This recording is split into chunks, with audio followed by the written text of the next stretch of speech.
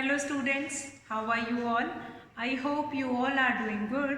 Children, as you all are aware that we were doing chapter 17, that is let's get ready for the examination, and for that row, in that row we have completed till question number 65 from chapter 17 exercise.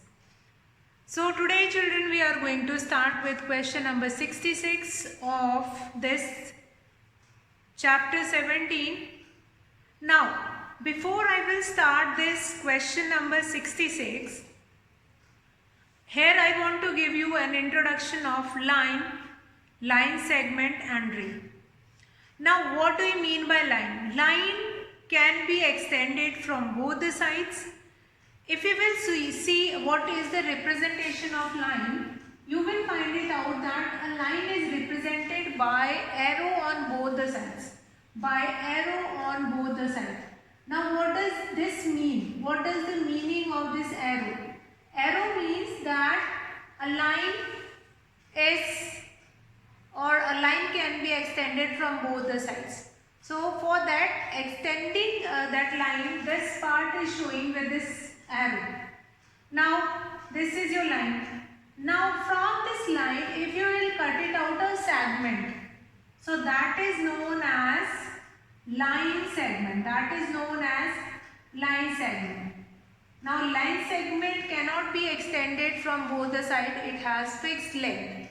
Now ray, if I talk about ray has only one end point, but it can be extended from the other side. So that is a representation of a ray. Only one arrow we have on one side. Now how do we represent this line? Let's see, this line is AB. So we'll write it like this, AB, and above we are going to put this symbol of line. Then this line segment PQ. So we can write it like this, PQ and one line. Then OA. So we can write like this, OA, and then this symbol of ray. Fine. So this is your particularly line segment and ray. I'll repeat it once again. Line can be extended from both the sides. It does not have any fixed length. But if you will cut it out, and the symbol of line is this, arrow on both the heads, then AB. Now, if we'll cut out one segment from that line, then that segment is called line segment. Now here we can see that PQ, and above we are going to write this symbol of line segment. And next is ray. What is ray? Ray has only one end point and it can be extended from other side. So here you can see the symbol of this ray. So now children, question number 66 is related to this concept only, the concept of line segment and ray. So here now we will start the question number 66. You have been given with different figures and you have to find it out whether it is ray segment or line segment or line. So let's find it out. I am going to draw that. Again now A part, if you will see A part, question number 66, A part, if you will see.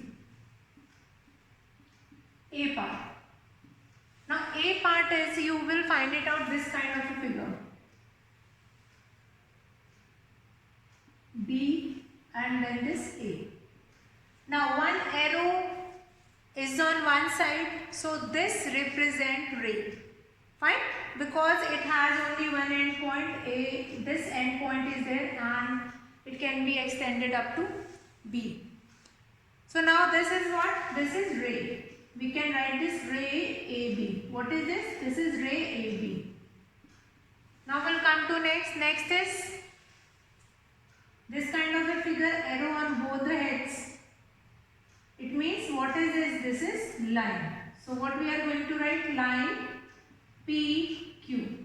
Either you will write line PQ or you will write it in symbol PQ and one head will be there, or AB and this one arrow will be there. So any one thing you are are supposed to write it. Either you will write this line PQ or this symbol or ray AB or this symbol. Now this is your A and B part. Now we'll come to C part. In C part, if we will see, you will find it out that two line segments were there, but it is in the form of angle. See, C part is this. Now these 2, 3 are endpoint A, B, C. Now if the segment is having two endpoint, if a segment is having two endpoint, that is known as line segment. Now here you have two line segment AB and line segment AC.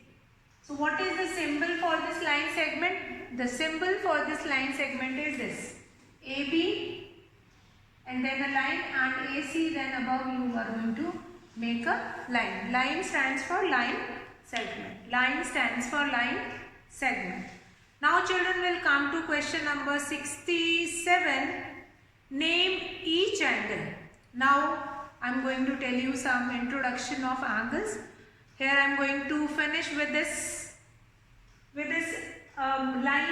line segment and ray part. After that we are going to come to this angle part.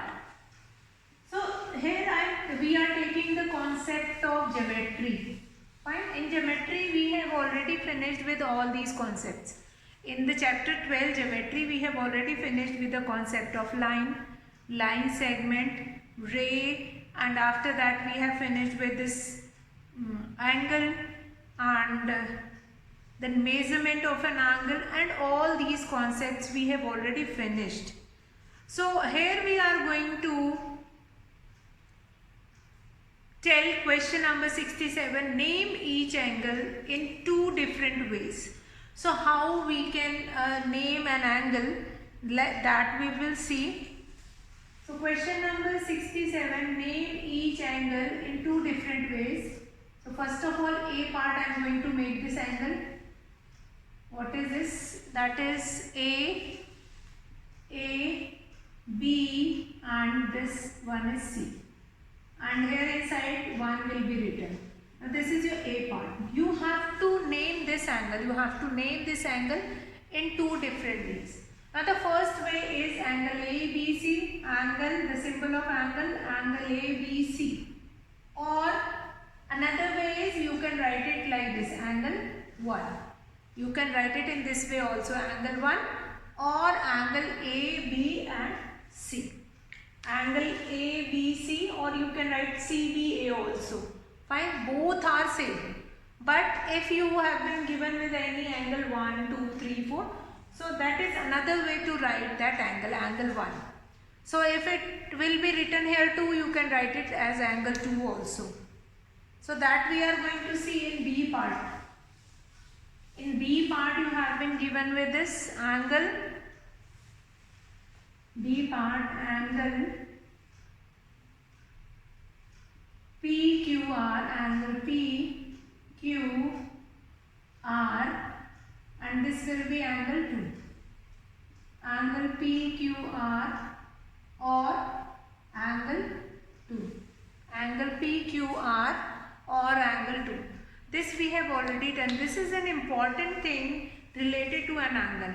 Naming of an angle is very important. How you are going to name an angle, that is an important point. That you have to remember that how to name that an angle. Find angle PQR or angle 2.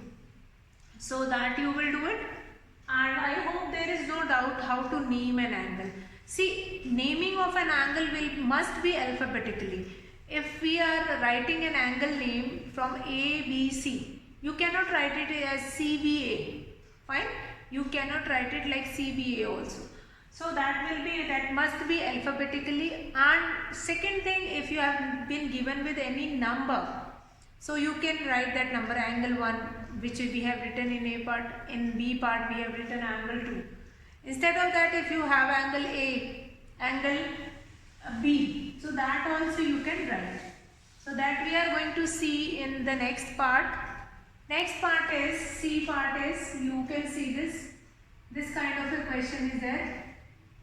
Angle X, Y, Z, and here it will be A. So angle X, Y, Z, this is one of the way, and the second way is angle A. Angle A. This is the symbol for this angle X, Y, Z and angle A. So you can write any one, and that only it is given in question number 67. Name each angle in two different ways. Now question number 68, measure each angle, that we have already done in the chapter how to measure an angle. So that you will measure and you will write it down. Now next important types of angles. Next important concept that we are going to take it here, types of angle. What are the different types of angle? First we are going to revise these types of angle. What are the different types of angles? First, acute angle. An angle whose measure is more than 0 degree but less than 90 degree. Find an angle which is lies between more than 0 degree but less than 90 degree. So that will be an acute angle. An angle whose measure is more than 0 degree but less than 90 degree. Fine. More than 0 degree but less than 90 degree. Next is obtuse angle. Obtuse angle. Obtuse angle, an angle whose measure is more than 90 degree but less than 180 degree. So that is your obtuse angle. That is your obtuse angle. Now these two angles I hope clear, acute and obtuse. Right angle, an angle whose measure is 90 degree. An angle whose measure is 90 degree, that is right angle. Straight angle, an angle whose measure is 180 degree. So question number 69, now we will start this question number 69. Identify the angles. You have to identify which of the following is acute or obtuse. So I am going to start with this 37 degree. Now 37 degree angle. Now this angle is more than 0 degree but less than 90 degree. So it is an example of acute angles. Acute angle. Now we will come to next number 2, that is your 95 degree.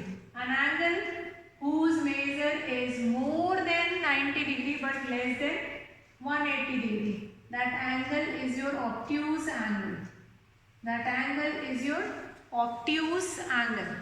An angle whose measure is more than 90 degree but less than 180 degree. So that is an obtuse angle. Now third, that is 90 degree. An angle whose measure is equals to 90 degree, that is known as right angle. That is known as right angle. Now number 4, 180 degree. Just now I have told you. An angle whose measure is equal to 180 degree, that is an example of a straight angle. That is an example of a straight angle. Now number 5. Number 5 is 102 degree. 102 degree. An angle whose measure is more than 90 degree but less than 180 degree. That is an example of obtuse angle. Again and again I am revising this concept of an angle, that what is the concept of an angle, and that you all will remember. That is an important part of geometry. Now next is 47 degree. 47 degree is an example of acute angle because that angle is less than 90 degree but more than 0 degree. Then 83 degree, again an example of acute angle because that is more than 0 degree but less than 90 degree. Now question number 70, you have to construct the given angle 60 degree, 125 degree and 75 degree. And how you are going to construct it? By using your protractor. Now question number 71. Which of the following lines are parallel? Now what do you mean by the definition of parallel line? What do you mean by the definition of parallel line? Two lines are supposed to be or are said to be parallel lines if it will be extended up to any extent but they does not meet. Fine. What is a parallel line? Parallel lines are those lines which can be extended but they will not meet at any point. So that we will see. Now question number 71. Question number 71. I am going to draw that all the lines, this A, then B, then C,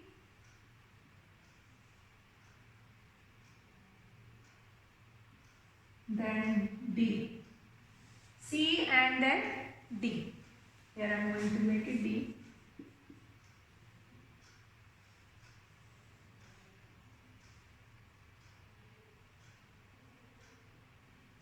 So now from all these four parts, now you can see these two lines, A part. If you will come to A part, these two lines are known as or are said to be parallel because you can see that if it will be extended up to any extent, the difference between their two rays or two segments, two lines will be same. They does not meet anywhere. So yes, they are parallel lines. Yes, they are parallel lines. This, yes, they are also parallel lines. If it will be extended up to any extent, it does not going to be meet. It is already meeting. So we'll write no, it is not a parallel line. Now if I extend this line, it will start meeting this. So we'll write here no, it is not an example of a parallel lines. Now parallel lines are those lines which will be extended up to any extent but they do not meet anywhere. If two lines will be extended up to any extent but they does not meet, so we'll say that two line segment, that kind of a lines will be parallel lines. Now perpendicular lines are those lines which form 90-degree angle, which are perpendicular to each other. Perpendicular means they are forming a 90-degree angle. So let's see that question number 72. Which of the following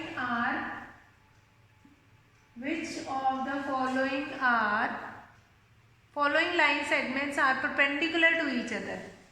So we'll do this A,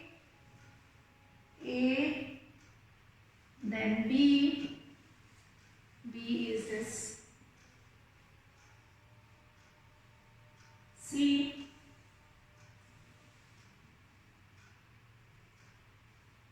D.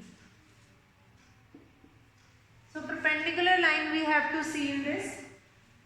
Now perpendicular means that vertical line is going to form 90-degree angle with a horizontal line.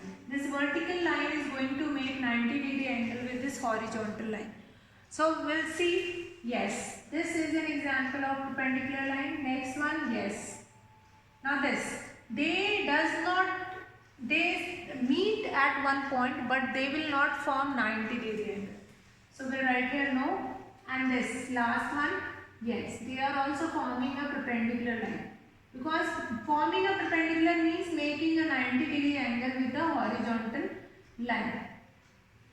So this A, yes, they are forming a perpendicular line. B, yes, they are also forming a perpendicular line. No, because if you will extend it, somewhere they are going to meet it. And this again, these are an example of a line segment and forming 90-degree angle. Now, question number 73, that is yet another concept of geometry, line of symmetry. What do you mean by line of symmetry? Or what do we call that, how many line of symmetry will be there? So, question number 73 is that only, that how many lines of symmetry does each letter have? Now how many lines of symmetry does each letter have? So lines of symmetry means if I draw that line of symmetry, it will divide the given number or alphabet into two equal parts, two equivalent portion, and that line is known as line of symmetry. And in many alphabets you will find it out that we can draw more than one line of symmetry. If I see this E, so can we have a line of symmetry? Yes. Fine, this will be your line of symmetry. So we have only one line of symmetry.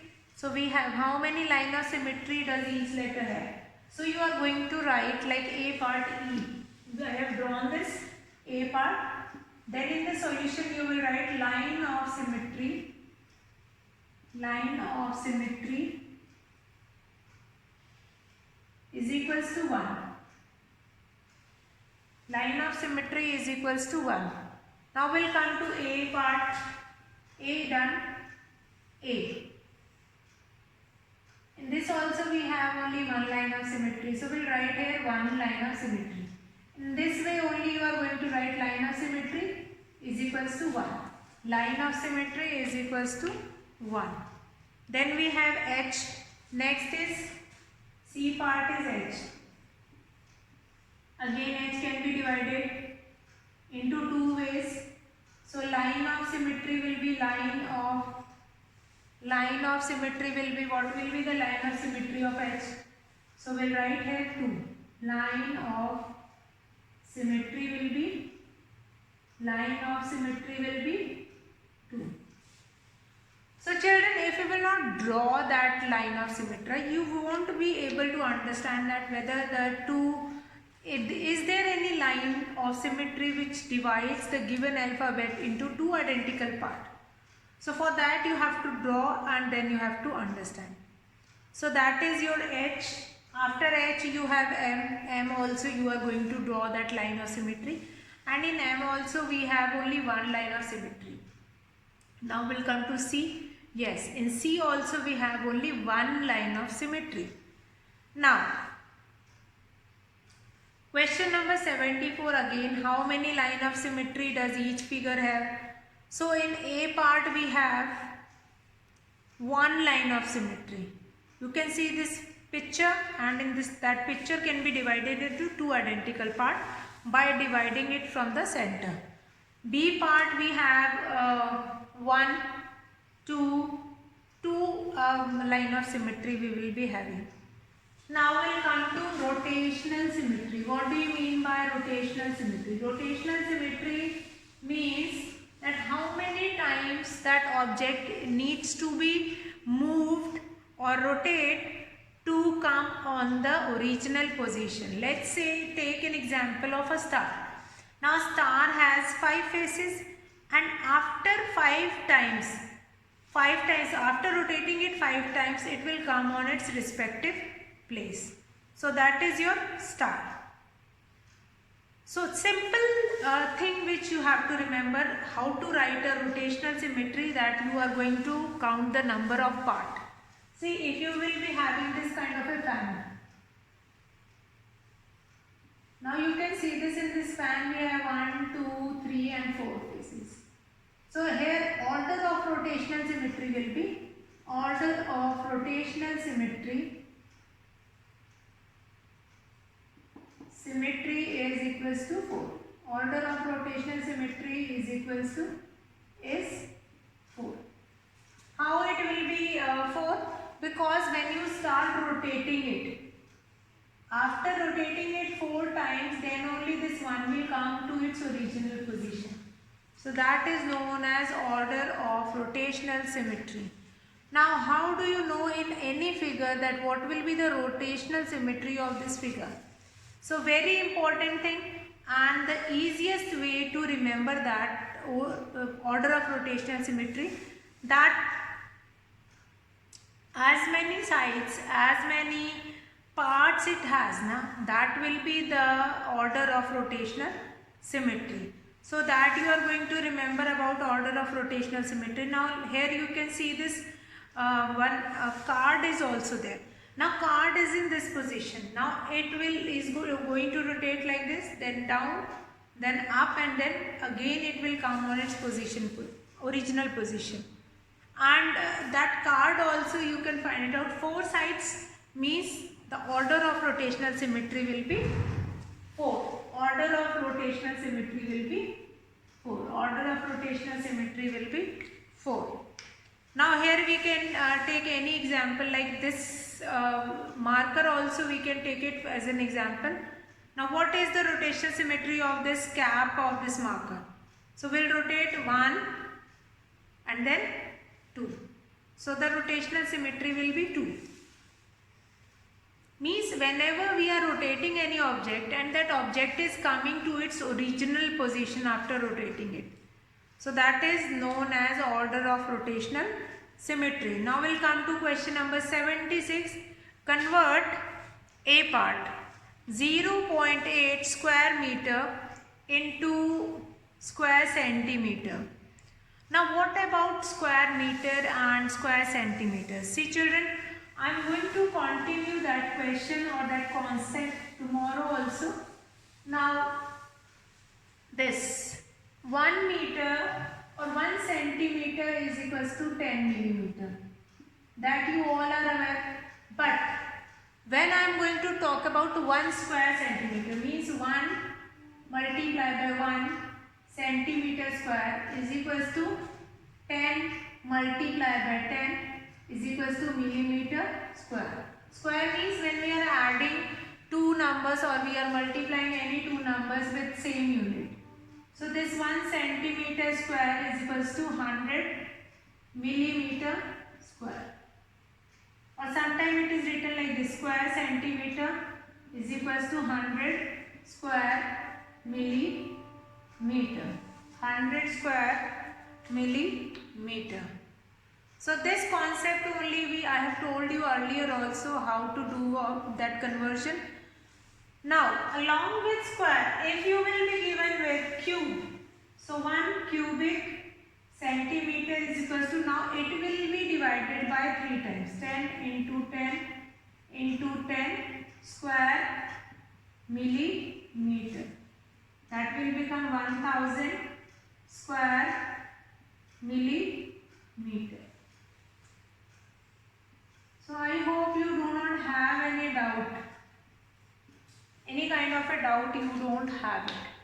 That what will be the concept of doing conversion. Fine, this kind of a conversion you are using in this area. In area, and this will be used in volume.